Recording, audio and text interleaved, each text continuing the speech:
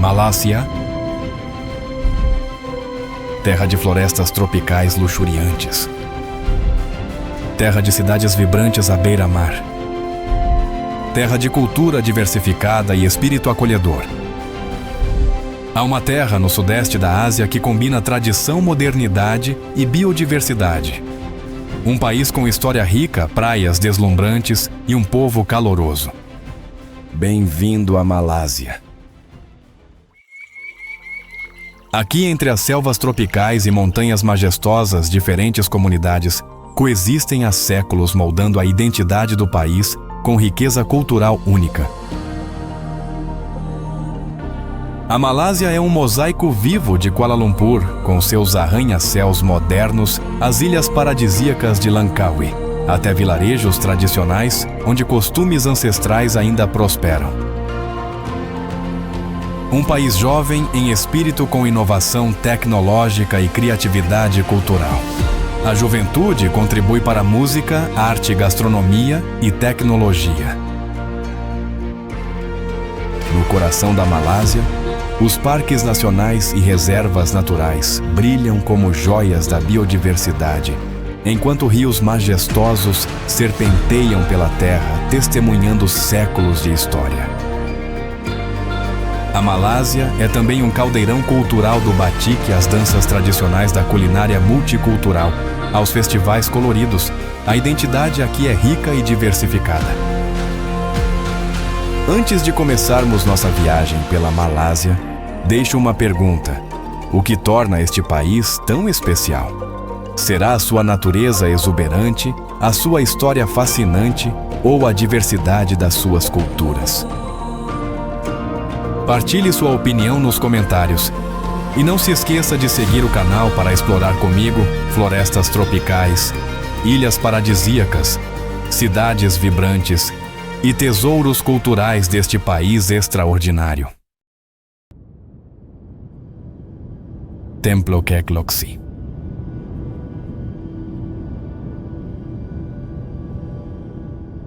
O Templo Kek Lok Si não se impõe ao visitante pela grandiosidade, mas pela necessidade de adaptação. Ao chegar, o turista percebe rapidamente que o espaço não foi criado para ele.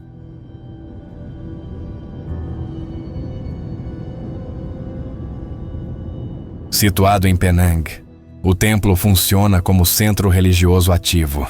Suas rotinas diárias continuam independentemente do fluxo turístico, e isso define a experiência de visita.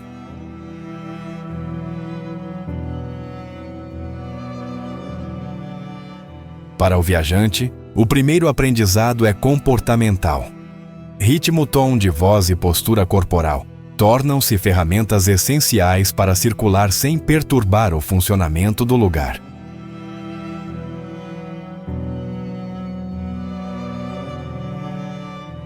O valor cultural do templo está menos na explicação histórica e mais na repetição dos gestos religiosos. Observar essas ações ajuda o visitante a compreender o budismo como prática cotidiana.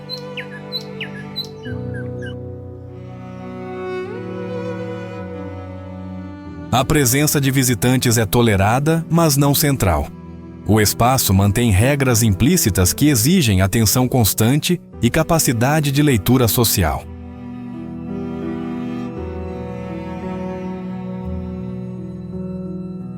Animais que circulam no templo fazem parte da lógica religiosa local. Eles são tratados com neutralidade respeitosa, reforçando a ideia de coexistência, não de atração.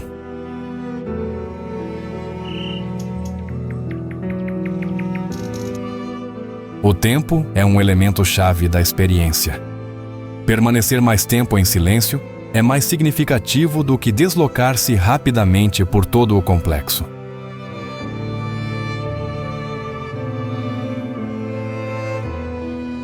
Para o turismo, o templo Kek Lok Si funciona como exercício de humildade.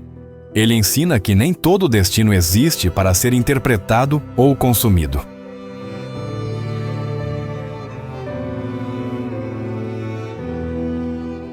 Depois de passar pelo templo Kek Lok Si, o viajante tende a visitar outros espaços sagrados com mais consciência, menos expectativa e maior respeito pelas dinâmicas locais.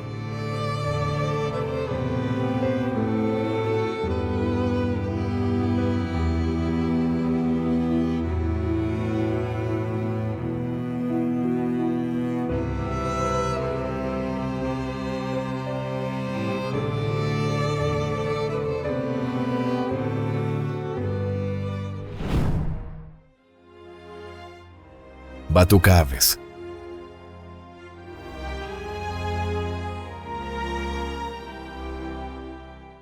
Batucaves é um dos complexos religiosos mais conhecidos da Malásia e um ponto de visita frequente para quem sai de Kuala Lumpur.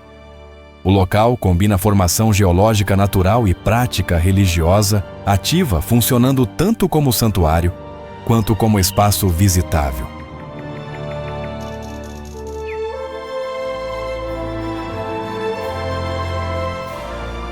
Situado no estado de Selangor, a cerca de 13 quilômetros ao norte do centro de Kuala Lumpur, Batucaves está inserido em uma colina de calcário com mais de 400 milhões de anos.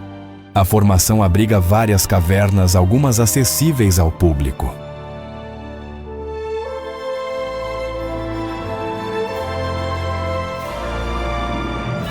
O acesso principal é feito por uma longa escadaria externa que conduz à chamada Caverna do Templo. A subida é direta e exige esforço moderado, especialmente sob clima quente.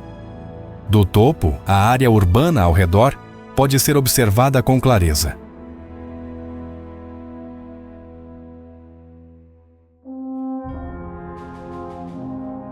O complexo tornou-se centro hindu no fim do século XIX, quando a Caverna do Templo passou a ser usada para rituais dedicados ao deus Murugan. Desde então, Batucaves é local central do festival Thaipusam, que atrai grandes multidões anualmente.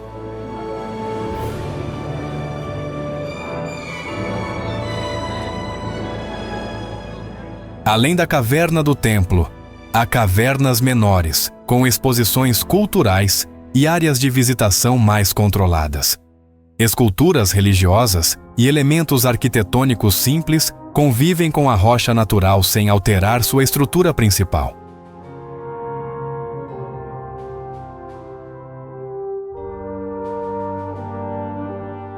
A presença de animais é constante. Macacos de cauda longa circulam livremente pela área externa e pelas escadarias. Eles fazem parte do ambiente, mas exigem atenção dos visitantes, especialmente em relação a alimentos e objetos pessoais.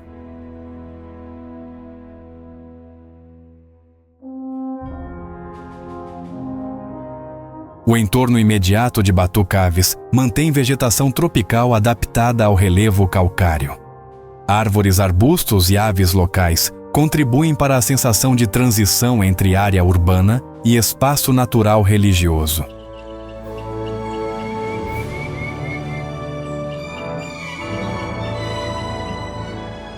A visita costuma ser curta, mas intensa em informação visual e cultural. O fluxo de pessoas varia conforme o dia e o calendário religioso sendo maior durante festivais e fins de semana.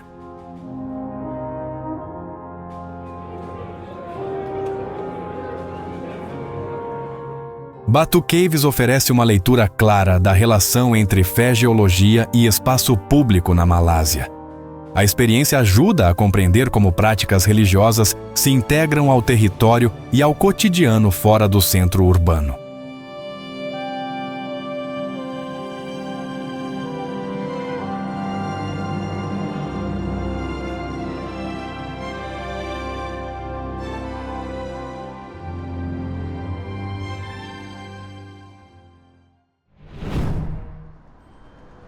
Malacca. Se a memória tivesse um porto favorito no Sudeste Asiático, Malacca provavelmente estaria entre os primeiros escolhidos. A cidade não se anuncia com pressa. Ela permite que o passado se aproxime devagar, quase como uma conversa retomada após muito tempo.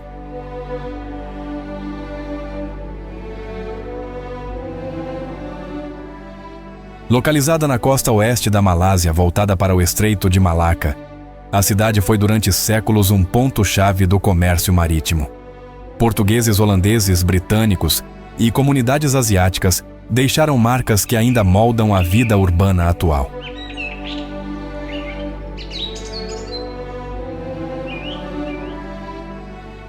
Caminhar por Malaca não exige imaginação excessiva. Os sinais históricos estão integrados ao uso diário. Edifícios antigos continuam funcionando não como relíquias isoladas, mas como parte ativa da cidade.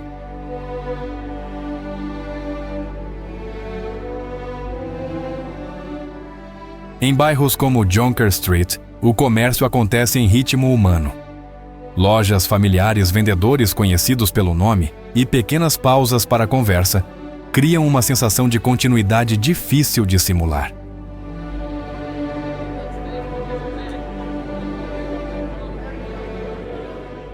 Gatos aparecem com frequência nas ruas mais antigas, deitando-se à sombra ou observando o movimento com calma. Eles parecem parte do cenário cotidiano, tão habituados quanto os moradores ao fluxo constante de visitantes.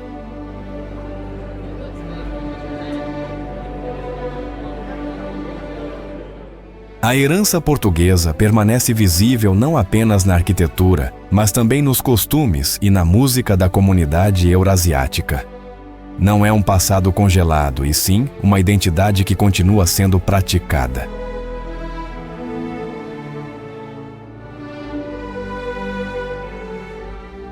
Malaca ensina sem discursos.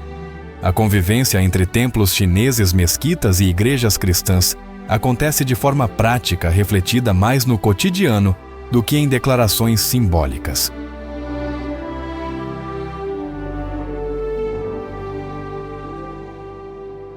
A cidade não tenta esconder suas camadas, nem forçar uma narrativa única. Cada visita encontra um Malaca ligeiramente diferente, moldado pelo tempo disponível e pela atenção de quem observa.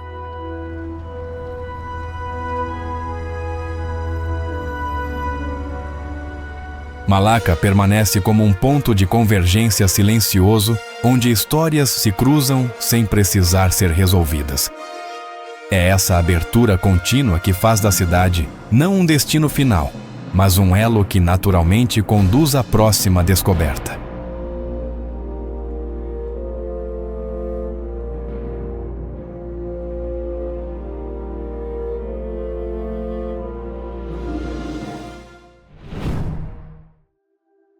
Mesquita Putra. Se houvesse um lugar onde a fé escolhesse falar em tom baixo, provavelmente seria aqui. A Mesquita Putra não se impõe, ela se apresenta. Há algo na sua presença que convida mais à escuta do que à contemplação distante.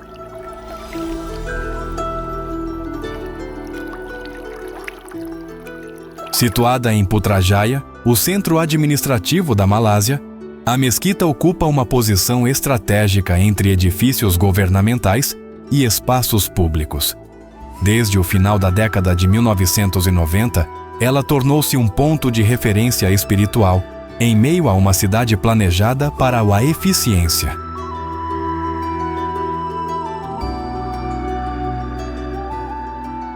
Entrar na Mesquita Putra não é atravessar um limiar monumental, mas mudar de ritmo. Os passos naturalmente desaceleram, as conversas diminuem, e o corpo parece ajustar-se a um tempo menos urgente.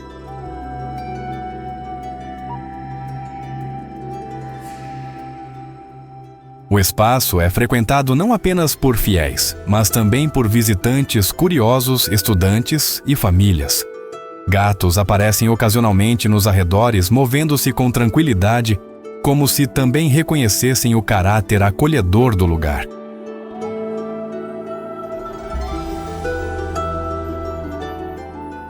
A arquitetura combina a tradição islâmica com escolhas modernas, mas o impacto real está no uso cotidiano. A mesquita funciona como ponto de encontro, pausa e orientação mais do que como símbolo distante.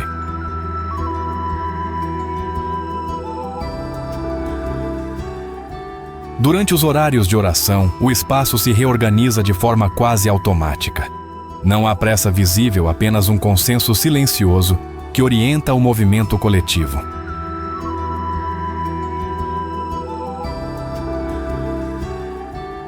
A Mesquita Putra não tenta ensinar por palavras, mas por repetição e constância. Quem passa por ela mais de uma vez percebe que o lugar não muda, mas a forma de estar ali sim.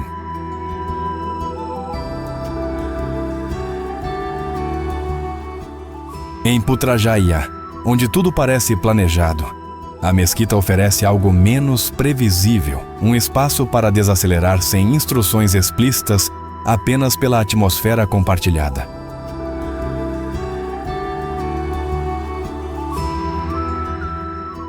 A Mesquita Putra não busca impressionar pela escala, mas pela regularidade com que se integra a vida ao redor.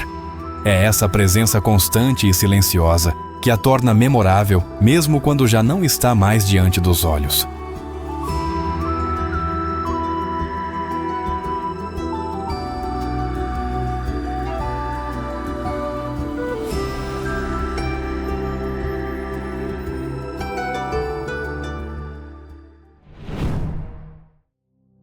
Terras Altas de Cameron.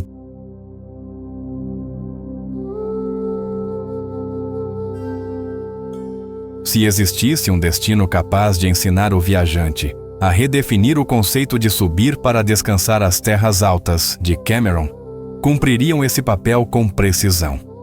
Aqui, o turismo não convida à fuga, mas à reorganização do modo de viver a própria viagem.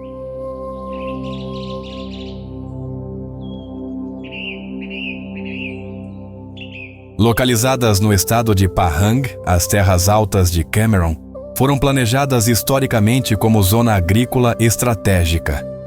Essa origem continua determinando como a região funciona e como o visitante deve se posicionar.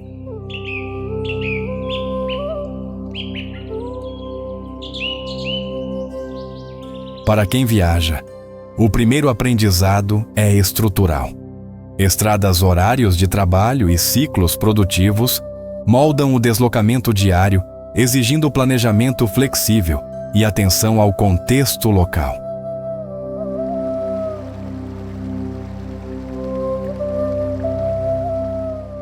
A vida cotidiana nas terras altas de Cameron gira em torno do trabalho agrícola. Agricultores, trabalhadores sazonais e comerciantes formam a base da região, enquanto o turismo se encaixa como atividade complementar.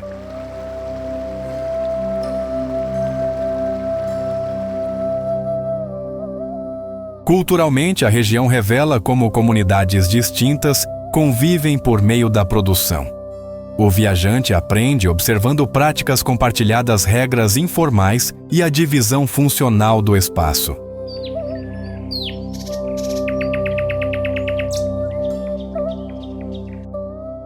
Animais de criação fazem parte do cotidiano e são tratados como recursos de trabalho, não como atração.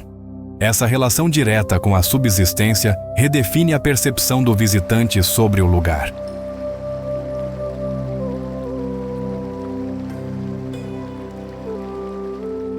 O tempo nas terras altas de Cameron é medido por atividades repetidas. Permanecer, observar e retornar aos mesmos pontos oferece mais compreensão do que tentar cobrir toda a região rapidamente.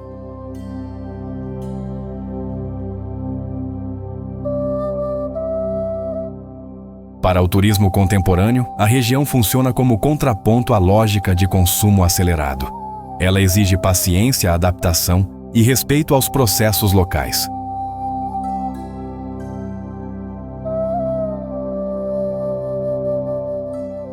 As terras altas de Cameron não encerram uma narrativa de viagem, mas ajustam a mentalidade do viajante. Depois delas, muitos passam a buscar destinos pelo modo como vivem, não apenas pelo que exibem.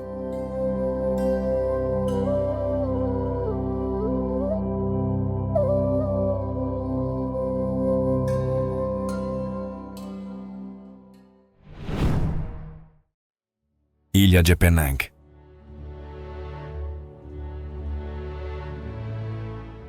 Se houvesse um lugar capaz de sustentar muitas identidades sem precisar organizá-las em uma única narrativa, a Ilha de Penang seria esse espaço. Aqui, Sujiadang não precisa ser explicada nem destacada. Ela simplesmente está em operação.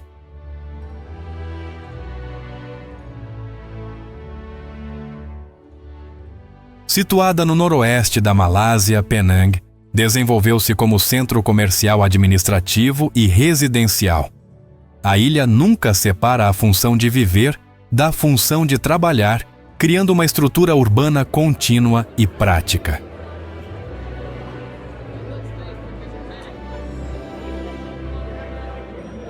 O deslocamento cotidiano molda a experiência do lugar. Pessoas atravessam bairros, mercados e zonas administrativas sem transição marcada. Penang é compreendida mais pelo uso repetido do que pela observação pontual.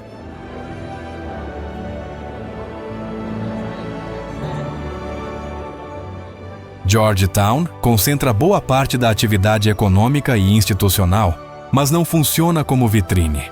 Prédios históricos continuam sendo escritórios, residências e pequenos negócios integrados ao fluxo normal da cidade.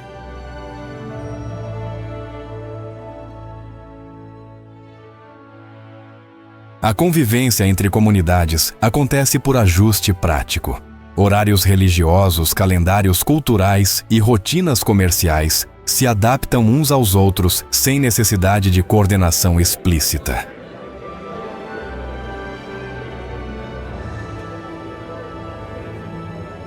Em áreas específicas, macacos circulam próximos às zonas urbanas.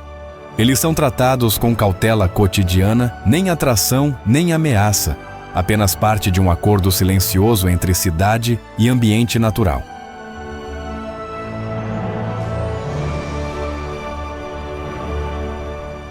A comida em Penang opera como mecanismo social. Comer fora é prática diária, não evento especial. Relações se constroem pela repetição, pelo reconhecimento mútuo entre clientes e vendedores.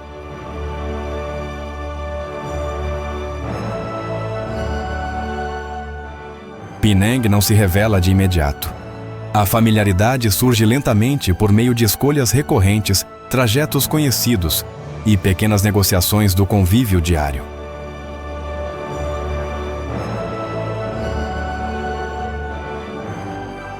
A ilha de Penang permanece como um espaço de continuidade ativa. Ela não encerra experiências nem define conclusões, mas mantém processos em andamento, preparando naturalmente o próximo ponto da jornada.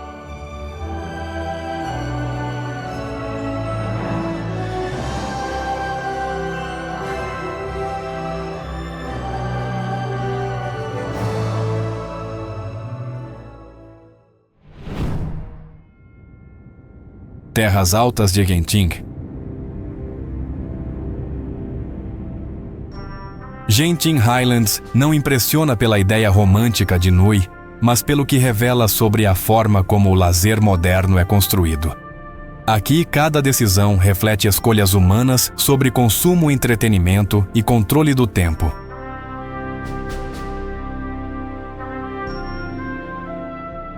O complexo mostra como o turismo pode ser planejado como um sistema. Hotéis, entretenimento e serviços funcionam em conjunto, permitindo ao visitante observar não apenas o lazer, mas também a forma como uma sociedade organiza o seu tempo de descanso.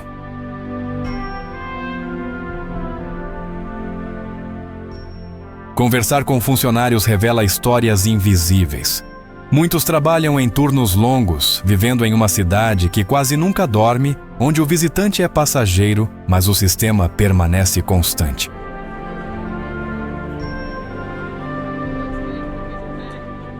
Genting ensina sobre comportamento coletivo. Filas, horários e regras moldam a experiência, mostrando como grandes grupos se adaptam a espaços criados para a eficiência mais do que espontaneidade.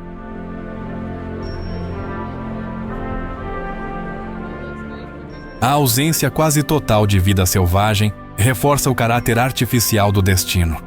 Isso provoca reflexão sobre até onde o turismo pode se afastar da natureza sem perder o interesse humano.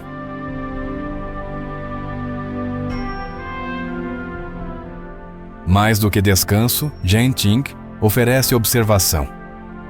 O visitante atento percebe padrões de consumo, expectativas culturais e a busca constante por estímulo comuns às grandes cidades asiáticas.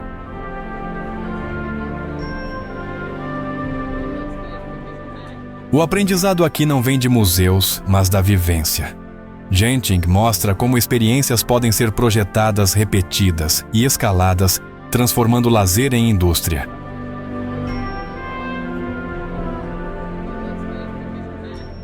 Ao final fica claro que Genting Highlands não é sobre fugir do mundo, mas sobre entendê-lo. O destino deixa a impressão de que viajar também pode ser uma forma de analisar como vivemos hoje.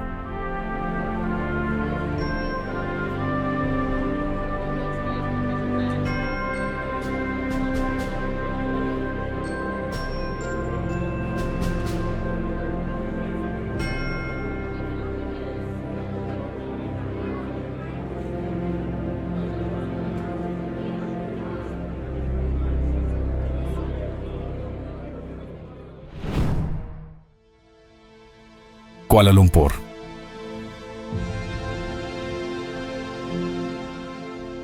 Kuala Lumpur é uma cidade definida por contrastes práticos. Arranha-céus de vidro, passarelas elevadas e trens urbanos convivem com barracas de comida que funcionam desde cedo. A capital da Malásia se entende melhor ao nível da rua, onde deslocamento, alimentação e prática religiosa compartilham o mesmo espaço urbano.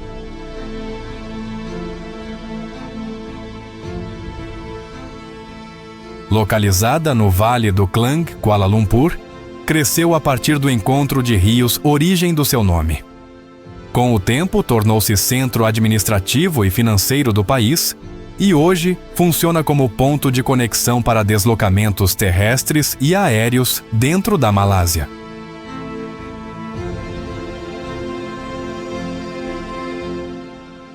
O clima tropical influencia o ritmo diário. O calor úmido e as chuvas rápidas, geralmente no fim da tarde, moldam horários e trajetos.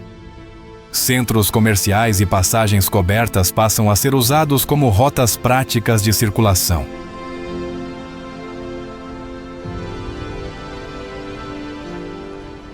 A formação moderna de Kuala Lumpur está ligada à exploração de estanho e ao período colonial britânico. Edifícios administrativos antigos ainda marcam a área da Praça Merdeka, preservando traços dessa fase histórica.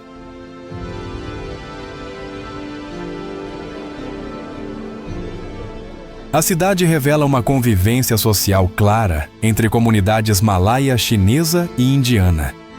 Mesquitas, templos hindus e santuários chineses funcionam ativamente muitas vezes a poucos quarteirões de distância, integrados ao cotidiano urbano.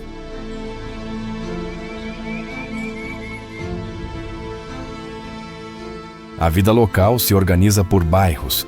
Bukit Bintang concentra compras e atividades noturnas. Petaling Street mantém comércio intenso. Brickfields destaca a cultura indiana. Kampung Baru preserva culinária e moradias malaias ao lado do centro financeiro moderno.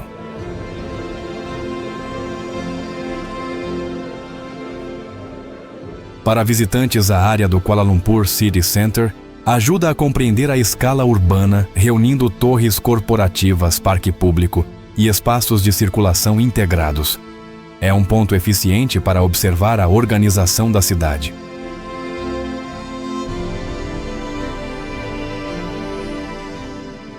Fora do núcleo central, a região das Cavernas de Batu oferece contato direto com práticas religiosas e com a fauna local, incluindo numerosos macacos, que circulam livremente pela complexo.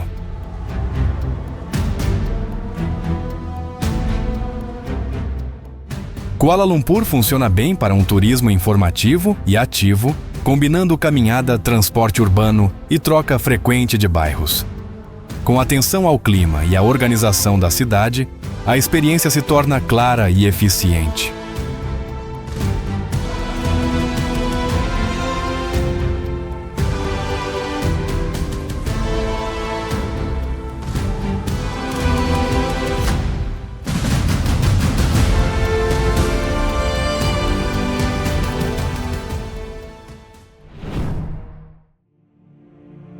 Torres Gêmeas Petronas.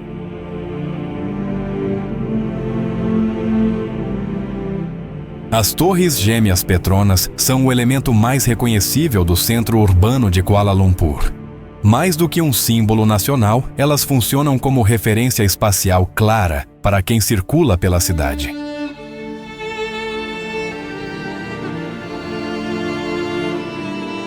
As torres estão localizadas no distrito de Kuala Lumpur City Center, uma área planejada para concentrar funções administrativas, comerciais e de lazer. A região foi projetada para fluxo constante de pessoas com espaços públicos integrados.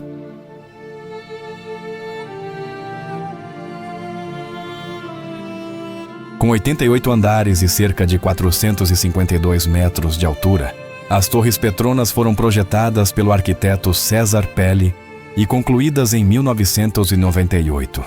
Entre 1998 e 2004, foram consideradas os edifícios mais altos do mundo.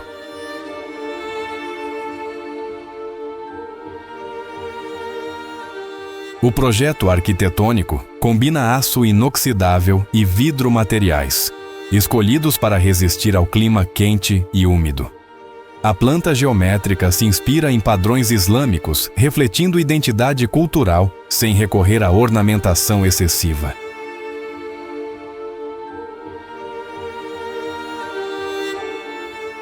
As duas torres são conectadas por uma passarela suspensa entre os andares 41 e 42.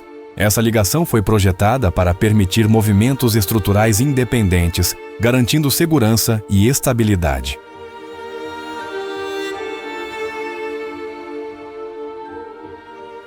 O interior é ocupado principalmente por escritórios corporativos, além de espaços para eventos e serviços.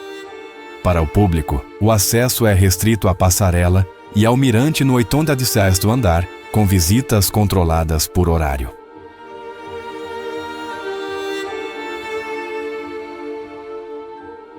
Do mirante, a cidade pode ser observada em diferentes direções, permitindo identificar áreas residenciais, distritos comerciais e zonas mais antigas de Kuala Lumpur. Essa visão ajuda a compreender a expansão urbana ao longo do tempo.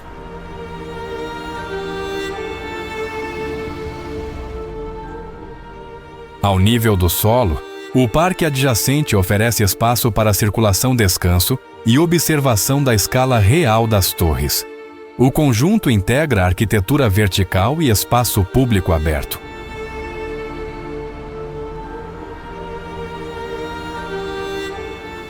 As Torres Gêmeas Petronas representam um período de modernização acelerada da Malásia.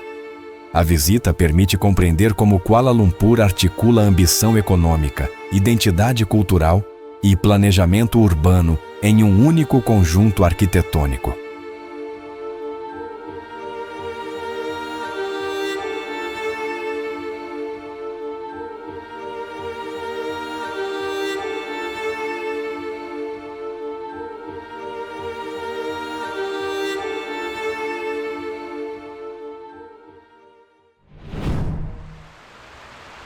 Ilhas Perhentian.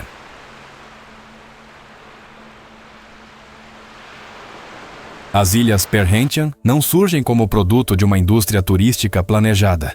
Elas representam um espaço moldado por isolamento, subsistência marítima e decisões comunitárias que antecedem o turismo moderno.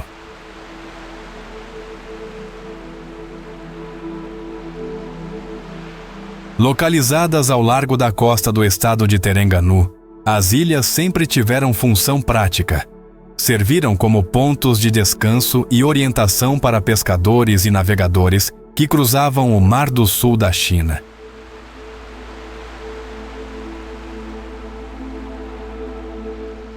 O próprio nome Perhentian significa parada ou descanso. Essa designação reflete a relação histórica das ilhas com o movimento, a travessia e a sobrevivência no mar.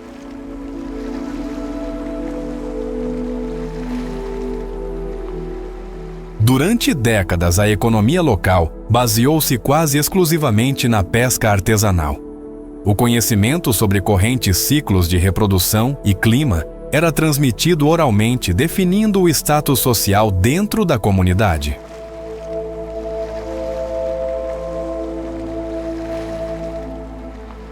A vida nas ilhas exigia cooperação.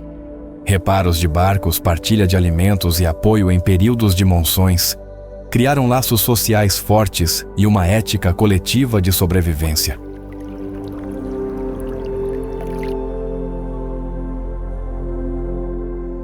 A abertura ao turismo ocorreu de forma gradual no final do século XX. Diferente de outros destinos, o crescimento foi limitado por logística, clima e decisões locais.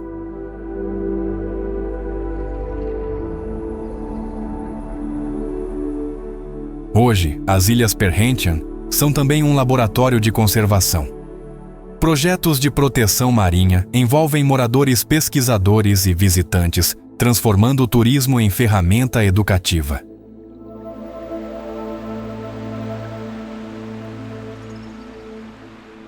Para o visitante, a experiência vai além do lazer.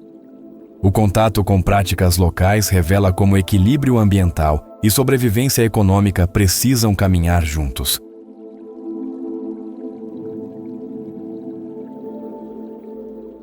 As Ilhas Perhentian simbolizam um modelo alternativo de destino costeiro. Um lugar onde pausa não significa estagnação, mas reflexão sobre como viver, explorar e preservar ao mesmo tempo.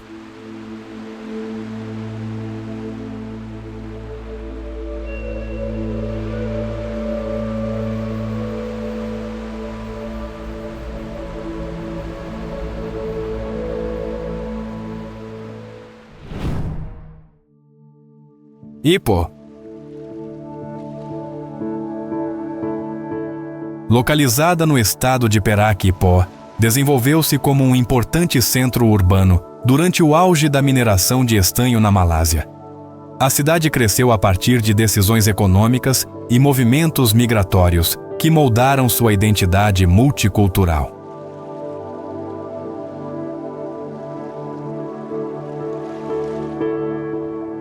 O passado industrial ainda influencia a organização da cidade. Antigos bairros, edifícios administrativos e áreas residenciais refletem a lógica urbana construída para atender trabalhadores e comerciantes.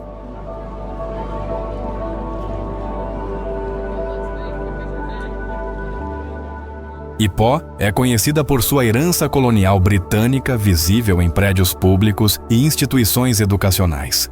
Esses elementos revelam como sistemas administrativos estrangeiros impactaram a vida local.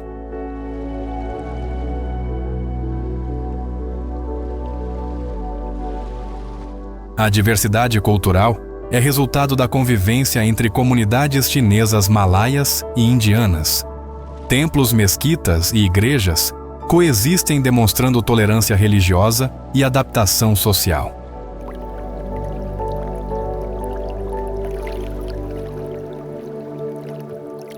A gastronomia desempenha papel central na experiência em Ipoh. Cafés tradicionais e mercados locais revelam hábitos alimentares ligados à história migratória e aos recursos regionais.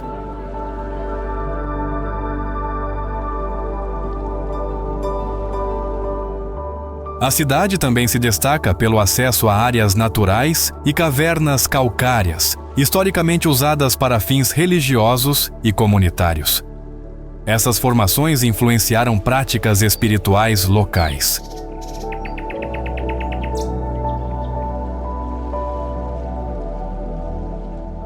A interação com moradores oferece uma visão prática do cotidiano. Conversas simples revelam memórias familiares ligadas à mineração, comércio e mudanças sociais recentes.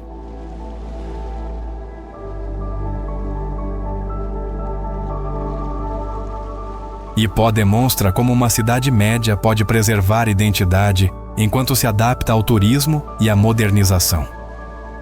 O equilíbrio entre passado e presente é visível nas decisões urbanas.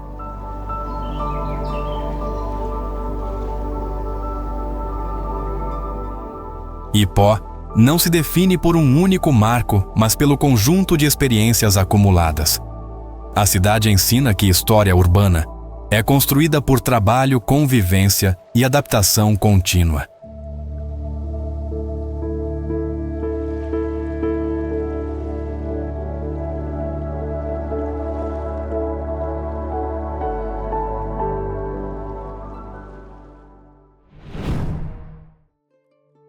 Sabah.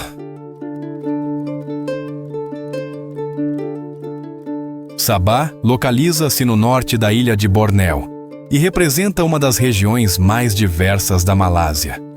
Mais do que um destino turístico, Sabah é um ponto de encontro entre culturas indígenas, natureza primária e histórias moldadas pela adaptação humana ao ambiente tropical.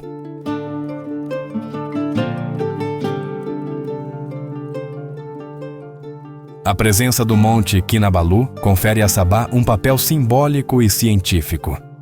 A montanha não é apenas um marco geográfico, mas um espaço sagrado para comunidades locais e um laboratório natural para estudos de biodiversidade.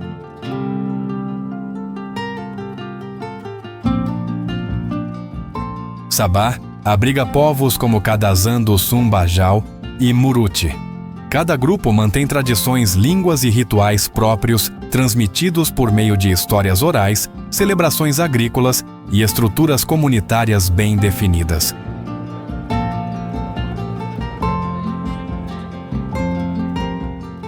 A fauna de Sabah é um dos seus maiores patrimônios.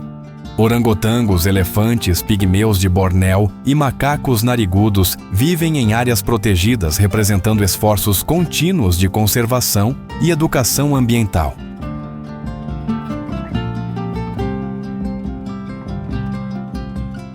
A convivência entre humanos e vida selvagem define a experiência em Sabah. Projetos comunitários ensinam como coexistir com espécies ameaçadas, equilibrando subsistência local e preservação ecológica.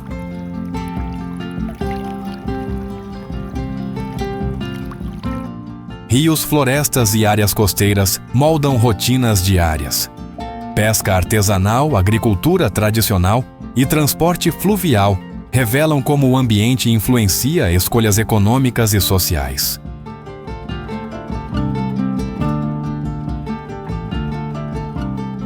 A história moderna de Sabah inclui comércio marítimo, domínio colonial e integração à Malásia contemporânea.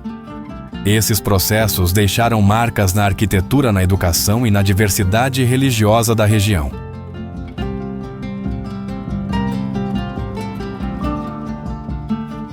Visitar Sabah é uma experiência de aprendizado contínuo. Cada encontro com moradores guias ou pesquisadores amplia a compreensão sobre como tradição e ciência podem caminhar juntas.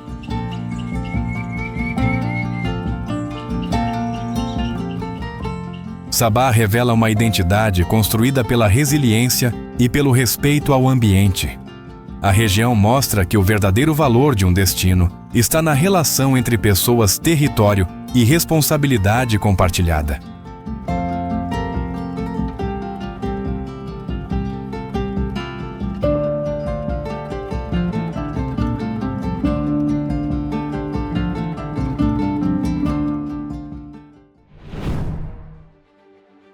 Ilha de Langkawi.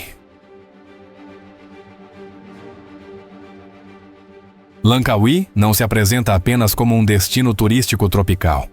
A ilha funciona como um ponto de encontro entre mito, história e identidade nacional, onde narrativas antigas continuam a influenciar a forma como o lugar é vivido hoje.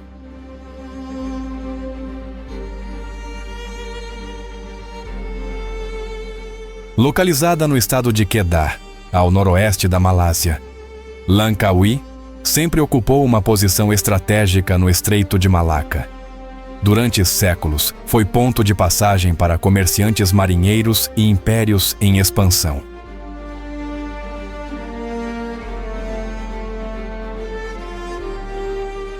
A história da ilha é marcada por conflitos, invasões e resistência. Piratas, forças coloniais e reinos regionais disputaram Langkawi, transformando-a em território onde sobrevivência e adaptação eram essenciais.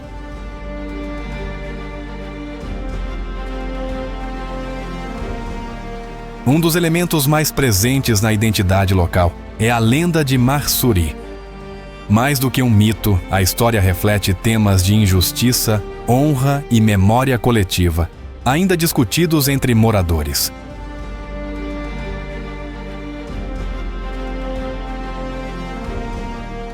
Durante o período colonial britânico, Langkawi perdeu importância econômica, permanecendo isolada por décadas. Essa marginalização moldou uma comunidade autossuficiente, fortemente ligada à pesca e à agricultura tradicional.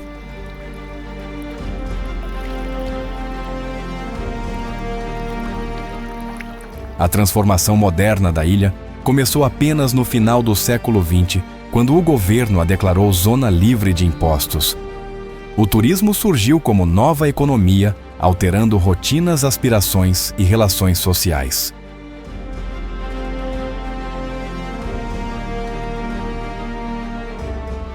Mesmo com o crescimento turístico, muitos moradores mantêm práticas tradicionais.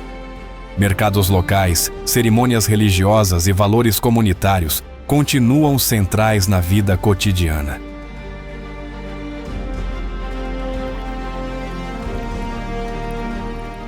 Para o visitante, Langkawi oferece mais do que lazer.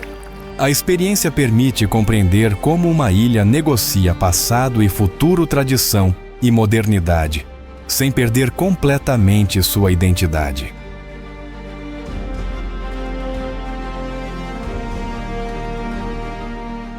Langkawi representa a Malásia em escala humana. Um lugar onde histórias antigas, decisões políticas e escolhas individuais se entrelaçam, criando uma identidade que continua em transformação.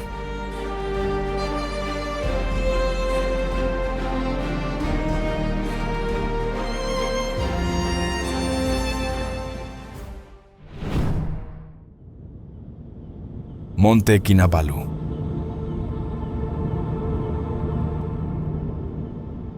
O Monte Kinabalu localiza-se no estado de Sabah e é o ponto mais alto da Malásia. Mais do que um marco geográfico, a montanha ocupa uma posição central na identidade cultural e científica da região.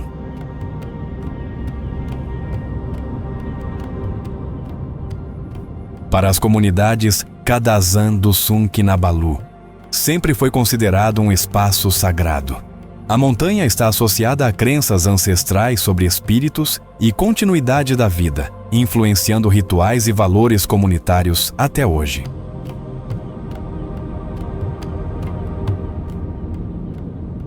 A história moderna do monte começou com expedições científicas e exploração colonial no século XIX.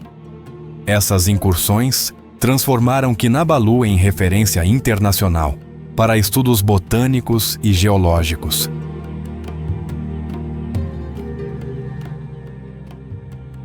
A biodiversidade do Monte Kinabalu é um dos seus maiores valores.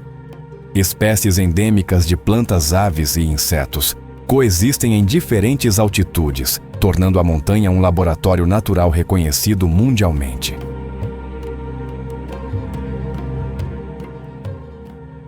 Animais como macacos pequenos, mamíferos e aves de montanha convivem com pesquisadores e montanhistas. A presença desses animais reforça a importância da preservação e do manejo responsável do parque.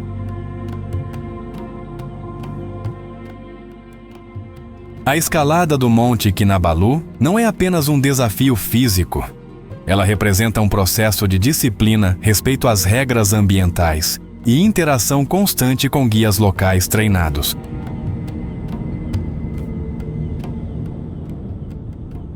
Guias de montanha desempenham papel essencial na experiência. Eles transmitem conhecimento prático, histórias locais e valores de respeito à montanha, atuando como ponte entre visitante e território.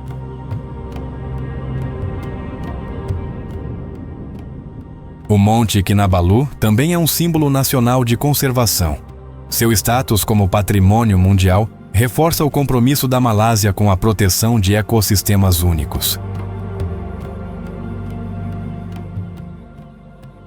Kinabalu representa mais do que altitude e conquista. A montanha reflete a relação profunda entre natureza-ciência e cultura humana, definindo uma parte essencial da identidade de Sabah.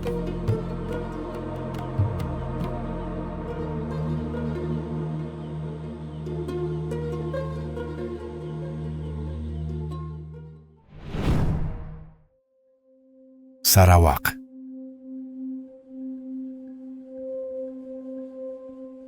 Sarawak ocupa uma posição singular na ilha de Bornéu, onde rios extensos sempre foram mais importantes do que estradas. Ao chegar, percebe-se rapidamente que o território foi moldado pela água, pelo comércio fluvial e pela convivência entre diferentes povos indígenas.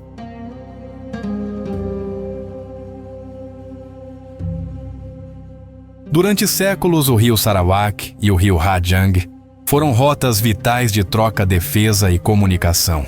Fortes povoados e mercados surgiram às margens, criando uma sociedade baseada em negociação, adaptação e respeito mútuo entre comunidades.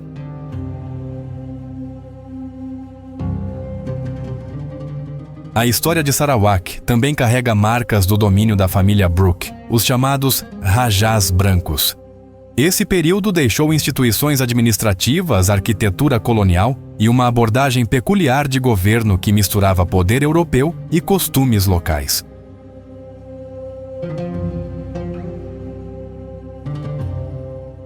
Os povos Ibambidayu, Orang Ulu e Melanau formam o núcleo cultural do estado. Longhouses continuam sendo espaços vivos, onde decisões comunitárias, rituais e histórias são compartilhados, oferecendo ao visitante uma compreensão direta da vida coletiva.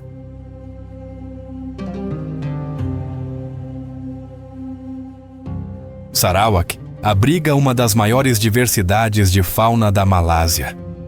Orangotangos, gibões e macacos narigudos vivem em florestas protegidas, enquanto calaus, símbolo do estado, representam ligação espiritual entre humanos e natureza.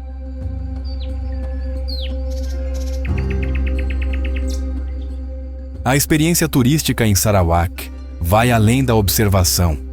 Visitas a centros de conservação, parques nacionais e aldeias permitem aprender sobre preservação, conflitos ambientais e escolhas feitas para proteger o futuro da região.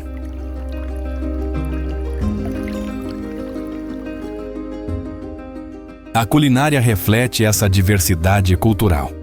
Pratos como Laksa Sarawak e Manok Panso revelam influência indígena e chinesa, preparados de forma simples, mas carregados de identidade e memória coletiva.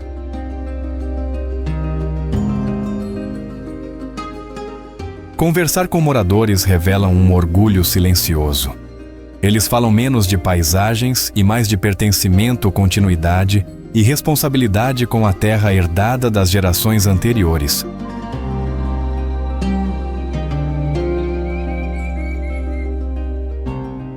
Sarawak não se apresenta como espetáculo imediato. A experiência surge aos poucos através de histórias, encontros e compreensão profunda de como cultura, natureza e história coexistem de forma real e duradoura.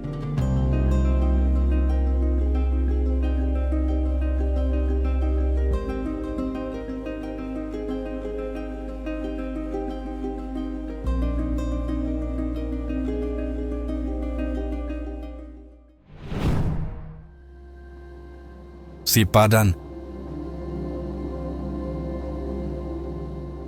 Sipadan não é apresentada como destino de descanso.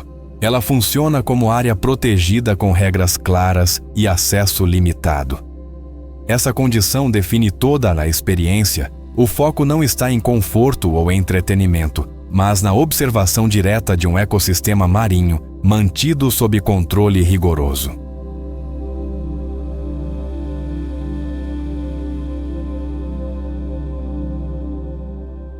A ilha está localizada no Mar de Celebes, ao largo da costa sudeste de Sabah, Bornéu. Sipadan é uma ilha oceânica formada sobre um monte submarino profundo, sem plataforma continental ao redor. Essa característica explica a queda abrupta do fundo marinho logo após a linha da costa.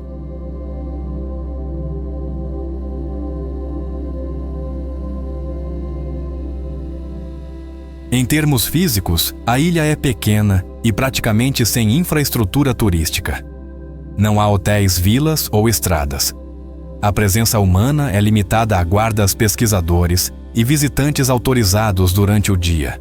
Essa ausência de desenvolvimento visível é um dos fatores centrais da preservação local.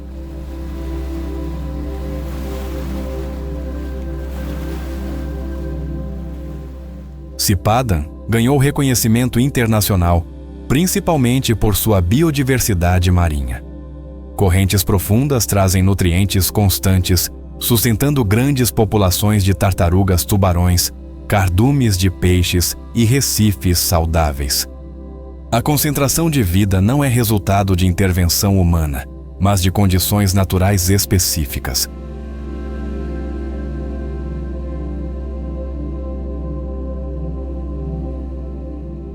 A gestão da ilha é baseada em restrição. O número diário de mergulhadores é limitado e o tempo de permanência é controlado. Essas medidas não visam exclusividade turística, mas redução de impacto acumulado sobre recifes e fauna sensível.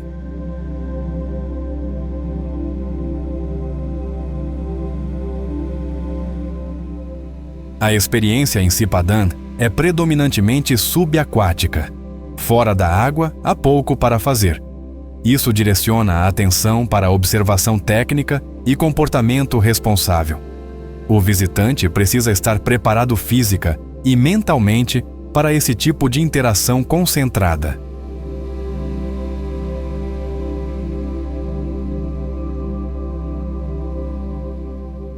O elemento mais distintivo de Cipadan é sua função como referência de conservação.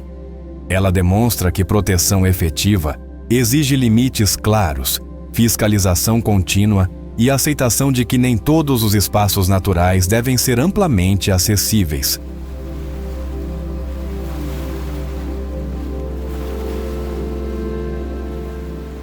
Em dias de condições normais, a operação é silenciosa e previsível.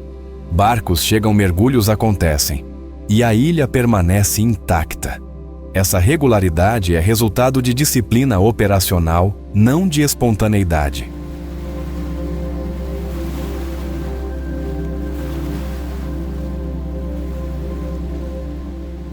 Cipadan não oferece narrativa emocional nem sensação de conquista pessoal. Ela oferece um modelo prático de coexistência limitada entre humanos e natureza. Para quem busca valor real, o aprendizado está em aceitar que preservar muitas vezes significa recuar, observar e interferir o mínimo possível.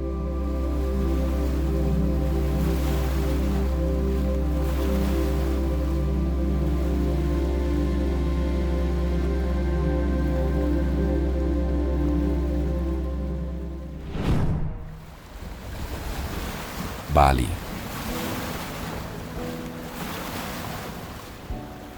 Bali não se apresenta como paraíso, embora muitas imagens tentem vendê-la assim.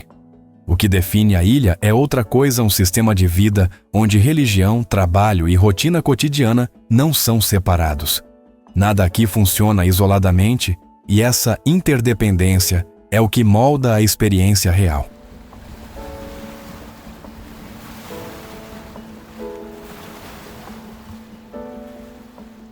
A ilha de Bali está localizada no arquipélago indonésio, entre Java e Lombok.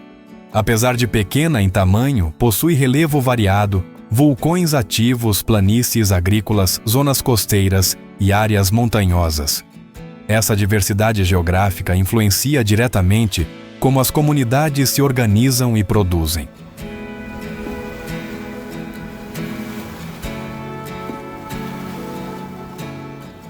O ambiente em Bali é marcado por uso constante da terra. Terraços de arroz, canais de irrigação e aldeias compactas mostram que a paisagem não é natural no sentido romântico, mas resultado de séculos de adaptação coletiva.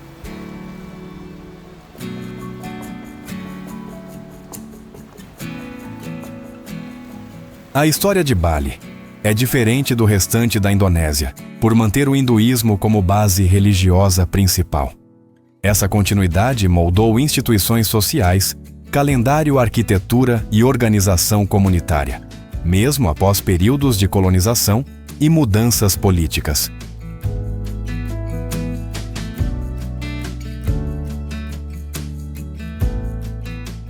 No cotidiano, a religião não aparece como evento extraordinário. Oferendas são preparadas diariamente, cerimônias fazem parte do calendário regular e templos são usados como espaços funcionais da comunidade. Fé e rotina não são categorias separadas.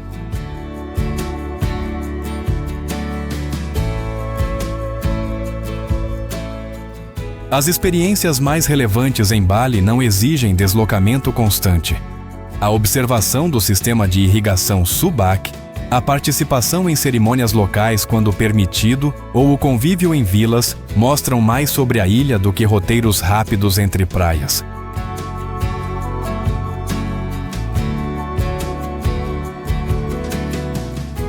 O elemento mais distintivo de Bali é sua organização coletiva. O indivíduo está sempre inserido em estruturas maiores, família extensa. Vila, templo, sistema agrícola. A autonomia existe, mas nunca desconectada da responsabilidade comunitária.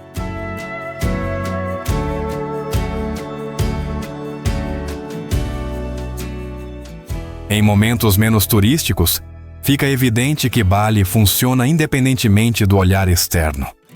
Os rituais continuam. Os campos são cuidados, e a vida segue um ritmo próprio que não foi criado para visitantes.